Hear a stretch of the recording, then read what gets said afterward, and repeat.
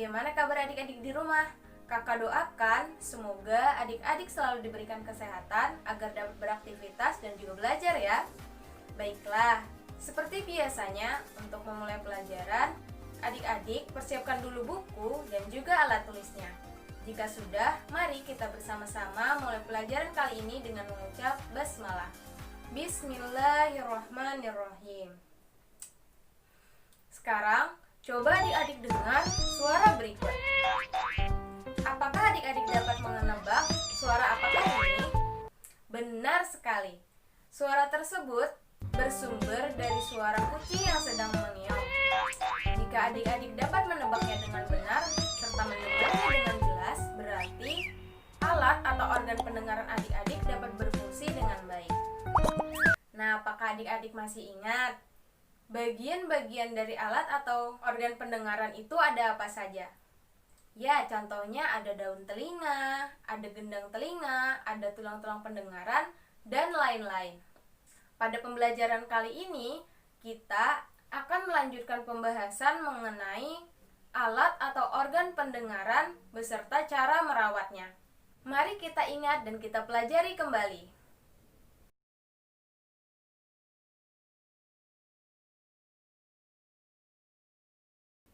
Secara umum, alat atau organ pendengaran dibagi menjadi 3 bagian, yaitu telinga bagian luar, telinga bagian tengah, dan telinga bagian dalam.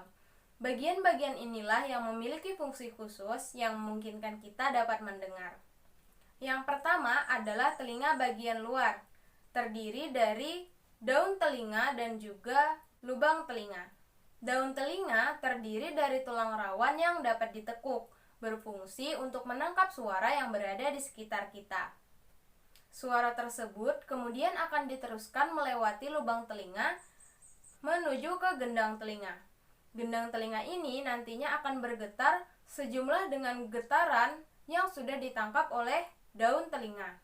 Suara yang telah diubah ke dalam bentuk getaran oleh gendang telinga selanjutnya akan diteruskan menuju ke telinga bagian tengah.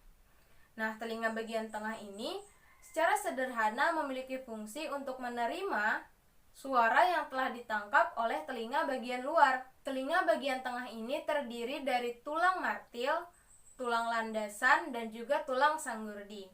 Ketiga tulang ini disebut juga dengan tulang-tulang pendengaran, berfungsi untuk memperkuat bunyi dan mengantarkannya menuju ke telinga bagian dalam. Pada bagian telinga tengah ini pula terdapat sebuah saluran yang disebut dengan saluran Eustachius, yaitu saluran yang menghubungkan antara telinga bagian tengah dengan rongga mulut. Yang mana fungsi dari saluran Eustachius ini ialah menyeimbangkan tekanan udara yang berada di telinga luar dan telinga bagian tengah. Kemudian bagian telinga yang terakhir ialah telinga bagian dalam. Telinga bagian dalam terdiri dari tingkap jorong yang mana berfungsi untuk meneruskan getaran menuju ke bagian yang disebut dengan rumah siput. Kemudian bagian dari telinga dalam lain ialah 3 saluran setengah lingkaran, yang mana fungsinya untuk menjaga keseimbangan tubuh. Terakhir ialah bagian koklea atau yang lebih kita kenal dengan sebutan rumah siput. Mengapa disebut dengan rumah siput? Karena jika kita bandingkan antara koklea dengan rumah siput, maka akan terlihat serupa. Koklea atau rumah siput ini berfungsi untuk mengubah getaran menjadi impuls atau sinyal yang akan diteruskan ke otak kita, sehingga nantinya dapat diubah menjadi bunyi yang dapat kita kenal. Bagaimana prosesnya sehingga kita dapat mendengar? Jadi, suara di sekitar yang berupa getaran dan gelombang bunyi di udara akan ditangkap oleh telinga bagian luar. Kemudian akan diteruskan menuju telinga bagian tengah sehingga ditangkap oleh gendang telinga. Akibatnya, gendang telinga akan bergetar.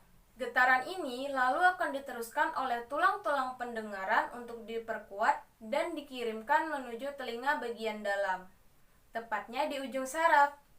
Oleh saraf, kemudian akan diteruskan dan dilanjutkan menuju otak sehingga oleh otak nantinya akan diolah sehingga kita dapat mengartikannya dengan mendengar. Selanjutnya, kita akan membahas mengenai bagaimana cara untuk menjaga dan merawat kesehatan telinga kita. Jadi, cara yang pertama dan paling penting ialah dengan selalu membersihkan telinga kita secara teratur. Kita dapat membersihkan telinga kita dengan menggunakan benda-benda yang lunak seperti kapas pembersih.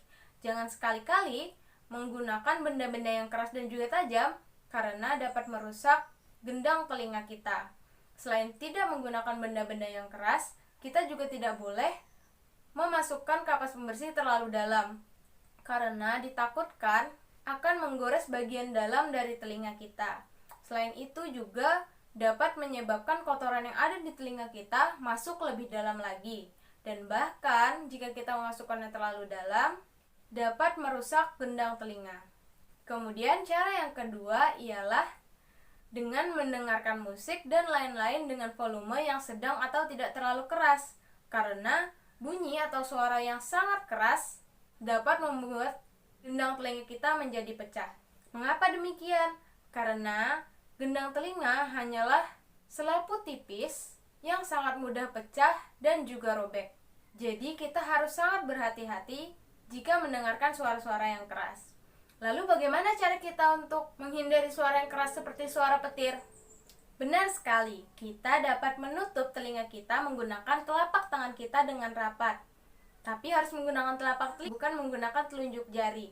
Karena telunjuk jari kita memiliki kuku yang juga tajam, yang mana kuku yang tajam dapat menggores dan merusak organ telinga kita. Nah lalu, apa dampak buruk jika kita tidak rajin untuk merawat kesehatan telinga kita dan juga rajin membersihkan telinga? Jadi ada beberapa dampak seperti membuat atau mengakibatkan kotoran di telinga kita menjadi menumpuk. Tertumpuknya kotoran di telinga akan menyebabkan telinga kita menjadi gatal dan sakit, kepala pusing, dan bahkan menurunkan kemampuan kita dalam mendengar. Selain itu, bisa membuat telinga menjadi tuli. Tuli adalah ketidakmampuan telinga dalam mendengarkan bunyi atau suara.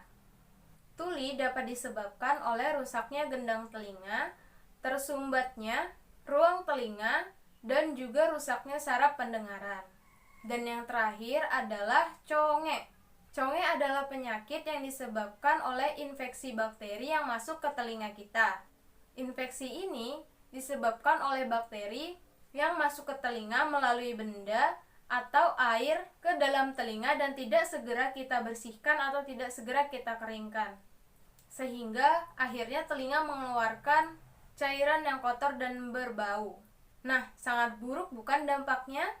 Jadi mulai sekarang coba adik-adik praktekkan cara-cara memelihara organ telinga dengan baik dan benar serta harus rajin dan juga teratur agar telinga kita terhindar dari berbagai gangguan dan juga penyakit. Oke? Jadi itu tadi adalah pembelajaran kita pada video pembelajaran kali ini. Mari kita simpulkan pembelajaran kita bersama-sama. Pertama, kita telah mempelajari bagian-bagian serta fungsi dari alat pendengaran. Yang pertama adalah telinga bagian luar, berfungsi untuk menangkap getaran atau bunyi yang berada di sekitar. Kemudian, telinga bagian tengah berfungsi untuk menerima getaran yang telah ditangkap oleh telinga bagian luar. Dan yang terakhir ialah telinga bagian dalam, berfungsi untuk meneruskan getaran menuju ke saraf otak, hingga akhirnya getaran dapat diubah menjadi bunyi atau suara yang dapat kita pahami.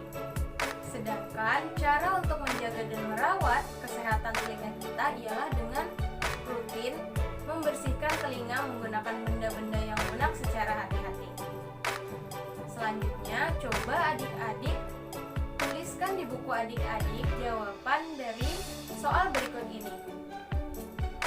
Selamat mengerjakan, semoga apa yang kita lakukan hari ini dapat bermanfaat bagi kita semua. Untuk mengakhiri pembelajaran, mari kita bersama-sama mengucap hamdalah.